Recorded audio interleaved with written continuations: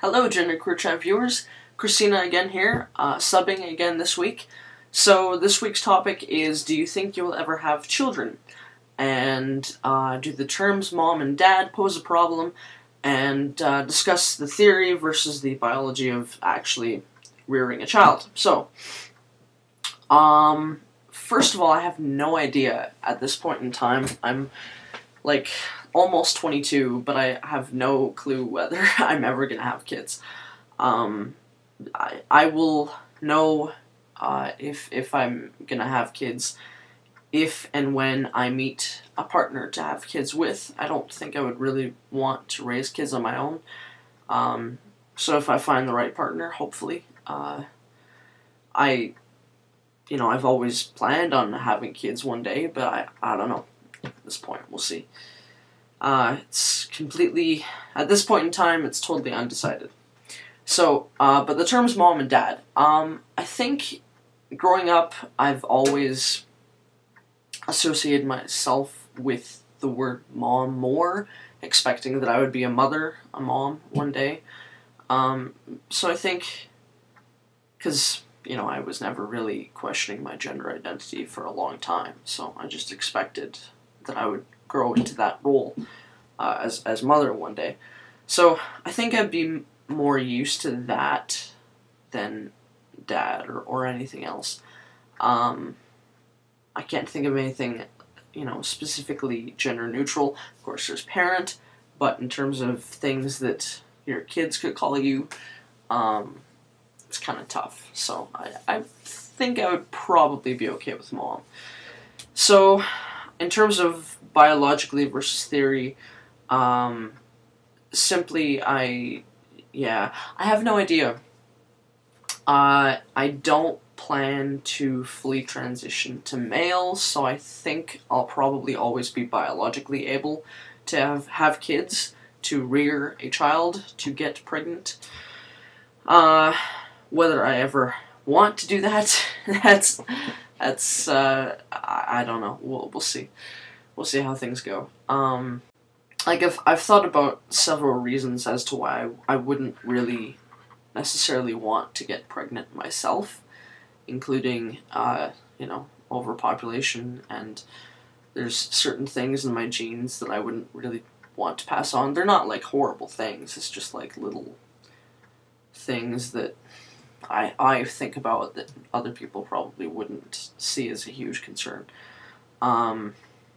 So I don't know. We'll see how things go. I'm not sure. And of course the fact that there are many kids out there that, don't have homes to live in, who are, orphans who need to be adopted. So I may go that route, but I don't know. We'll see. We'll see how things go. So I really don't have much of an answer to this question this week, because I'm totally undecided as to whether I want kids in the future. If I do, I think I would be a mom. I think I will be always biologically able to have kids as far as I'm looking into the future. I think so.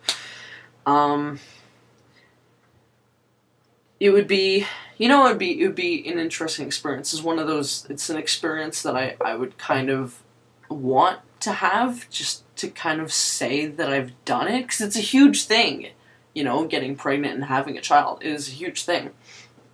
So a part of me kind of wants to, and part of me kind of is undecided. So I don't know. We'll see how things turn out. I don't know. But that's about all I can say. So moving on to the bonus question, what are you most proud of? So, hold on one second. So the number one thing that I am most proud of, although it was a while ago, it was a good 6 to 8 years ago, around that time, and I have these wonderful awards for it. Basically, what occurred in my junior high years was that I had the highest overall academic average throughout grade 7, 8, and 9 in my grade. There were two 2 classes for each grade at my school. So, which is about 40 some odd, 50 kids-ish. So, yeah, so I had the highest grades overall throughout junior high amongst all those people. So I am extremely proud of that. Other than that, well, there's little things like, okay, I said last week I was like, super happy that I actually got to fall 80 feet. That's a pretty cool thing. Cost like $35? 35 bucks? Yeah, it was cool. It was worth it. So that, I mean, I don't know if it's like it's not really an accomplishment, but I guess I'm sort of proud of that. Things that I'm proud of. Let's see. I guess I could say that I'm proud of learning to accept my gender and sexuality over the years, because, as I've said before, when I first realized that I was attracted to girls, and I first came out as bisexual, I was in denial about it, and I kind of thought that I had the power to switch back, to which I now know that I don't. And, yeah, and it made me question my religion and all this sorts of things. Yeah, I guess I'm pretty proud that I've been able to come to terms with that. I mean, there are other things that I'm proud of, but, those, I suppose, are the main things. School especially. That's about all that I would want to mention at this point in time. So, yeah.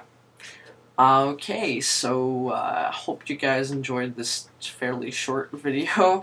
I'm sorry it wasn't more informative, or I had not a whole lot to say this week. Hopefully other people will have more to say, so I think I'll be back next week, I'm assuming. So, see you next week. Bye.